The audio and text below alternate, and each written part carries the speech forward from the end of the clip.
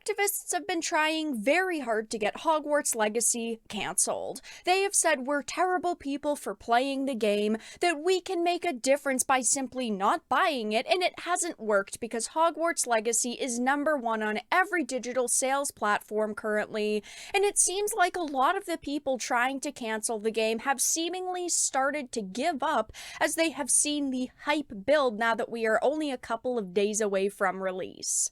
I have a bunch of things to show off, but before we get into the topic at hand, if you enjoy the content that I create, please make sure to subscribe to the channel and hit the notification bell. Follow me on social media like Twitter or mine so that you can see when my content is posted. And of course, if you do really enjoy the videos and the live streams that I create, please consider becoming a Dark Titan via Patreon or a supporter via YouTube memberships. So this is a Newsweek article that I wanted to start with. The Hogwarts Legacy boycott has failed, and this has been very clear for a while now, but it is hilarious seeing so many articles now being released saying, yeah, the boycott has failed and the people that are trying to cancel this game have not been successful. I'm honestly just glad that they were not successful because they could have delayed this game and they could have altered it more. They have already made a couple of questionable decisions with this title, but they ultimately decided this game is good enough. We are putting it out, and people do not like that. I am sure that there is going to be content in this game that is going to be deeply scrutinized and probably attacked by the game's media, but they don't care, which is great. It says days before Hogwarts Legacy's official release, the verdict is already in. Efforts to rally a boycott of the much talked about video game over its association with the embattled author J.K. Rowling have failed. Harry Potter writer Rowling has fallen from beloved to beleaguered in recent years over her comments regarding transgender women. She also has received a lot of support for her stance, with "I stand with JK" trending on Twitter in the past.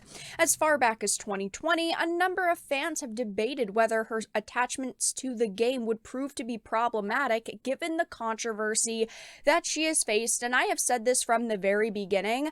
I don't really see a reason to cancel this game over her. She is not directly associated with it. Yes, she created Harry Potter, she created the world that we are exploring, but she didn't write for this game. She didn't oversee any of the creative elements. She hasn't gotten to see it early. She has gotten really no extra information about this game, and therefore, why should we cancel it over her? It is fine if you dislike her opinions.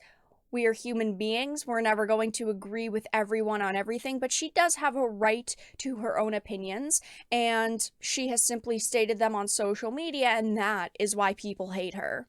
It says, but with the game set to release next week, Forbes has reported that Hogwarts Legacy is already proving to be a hit, becoming the top-earning game on Steam, the best-selling game on the Epic Store, and the deluxe and regular editions holding top spots on Amazon's best-selling games for the PlayStation 5. I personally am so excited for this game, and I know a lot of you are as well. I purchased the deluxe edition, so I will be streaming it on Tuesday. But of course, I'm sure a lot of you have seen the articles calling us terrible things simply for wanting to play this game. Don't give in to those individuals. If you want to play it and simply support the developers and the group behind this title, purchase it, play it, and enjoy it. But it says this news will surely come as a major disappointment to her army of detractors who had launched a campaign to see the highly anticipated game relegated to clearance bins after failing to sell, which I don't think we ever really expected to happen. We always knew that there was going to be a group of individuals who was not going to support this game, and that is fine. If you don't want to play it, don't play it. But you can't expect the millions of other people worldwide who have love and nostalgia for Harry Potter to simply skip this game because you dislike it. This game has been one of the most anticipated games for the past few years. We have been so excited for it. It's finally coming out. The hype is real. And they, of course, disliked that. They were hoping that with all of the campaigns that they've gone through, all of the, change.org petitions and the Reddit threads and the Twitter threads, that it would get enough people to impact these sales, and doesn't seem like that's obviously going to happen for them. It says, and it's not for a lack of effort, a Twitch streamer, also known as Viking Blonde, last month shared a viral video on social media in which he urged his followers not to support the game. He said, don't make YouTube videos about it, don't stream it, don't buy it, and don't bloody pre-order it. The reason being is that you may not be aware that by supporting this title, you are essentially aligning yourself with some really heinous values. JK has made it extremely clear that they see the success of this title as being vindication of their views, that by this title doing well, that means they were correct. JK has not said this in any way, shape, or form. JK has honestly said very little about this game besides she's excited for it, she hopes that people will enjoy it. She has said almost nothing about this game because she wasn't directly affiliated with it. She signed off on it and said, go for it, have fun, I'll see you in a couple of years when it's done. She has not said anything like it represents my views, and if you buy this, you're aligning yourself with me. This is just a few people on social media finding any angle to try and get you to not play this game. Now, at the start of the video, I mentioned how I'm sure journalists will find some way to say the content in this game is offensive in their reviews, and this is what I'm talking about. It's an angle they've already pushed, and not to toot my own horn, but Bounding Into Comics wrote an article a few months ago about one of my videos on this. YouTuber Vara dismisses Hogwarts Legacy anti-Semitic goblin accusations as journalists desperate to incite a boycott, which of course, we know they were desperate to do. It is the same tired argument we see with Tolkien's work, that it's outdated and contains offensive stereotypes, and that's why we should not love these creators' pieces of work so much, which of course is absurd. If only they see this type of content as offensive, maybe they're the problem.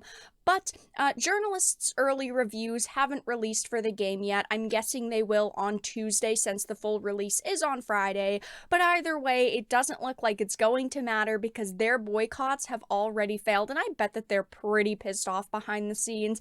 They were hoping that they were going to be able to do more, and that did not happen for them. But that's all that I really had to discuss in this video. Let everyone know your thoughts in the comment section down below. If you enjoyed it and found it important and informative, please make sure to give it a like, share it, and subscribe to the channel. And of course, if you didn't, make sure to give it a dislike. I appreciate your support either way, but I will talk to you all again in the next video really soon.